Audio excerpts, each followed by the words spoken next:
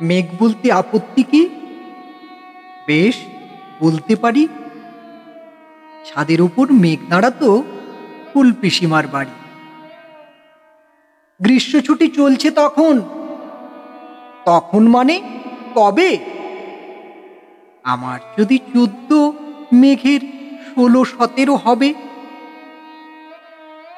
ছাদের থেকে হাতছানি দিত, ক্যারাম খেলবি? আয়। সারা দুপুর কাহাতকার ক্যারাম খেলা যায়। সেই জন্যেই জোচ্চুরি হয়। হ্যাঁ, জোচ্চুরি হতো। আমার যদি 14, মেঘের 15-16 মতো। ঘুরিয়ে দিতে জানত খেলা শক্ত ঘুঁটি পেলে।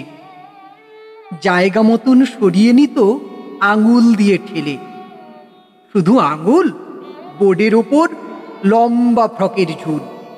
ঝপাং করে ফেলে ঘটিয়ে দিত ঘুঁটির দিক ভুল। এইখানে না ওখানে, এইটা না ওইটা। ঝাঁপিয়ে পড়ে ছিনিয়ে নিল ঘুঁটির বাক্সটা। ঘুঁটিরও সেই প্রথম মরণ। প্রথম মরা মানে? বুঝবে শুধু তারাই যারা ক্যারাম খেলা জানে। চলেও গেল কদিন পরে মেঘ যেমন যায়। কাঠ ফাটা রোদ দাঁড়িয়ে পড়ল মেঘের জায়গায়। খেলা শেখাও, খেলা শেখাও, হাপিত্যেশ কাক। কলসিতে ঠোঁট ডুবিয়েছিল, জল তো পুরো খাক। খাক হওয়া সেই কলসি আবার পরের বছর জলে। ভরল কেমন তোমায়? ধ্যাত, সেসব কি কেউ বলে?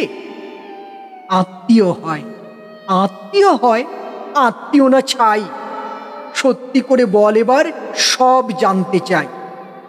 2-1 ক্লাসের বয়স বেশি, গ্রীষ্ম ছুটি হলে ঘুরেও গেছে কয়েক বছর, এই জানে সকলে।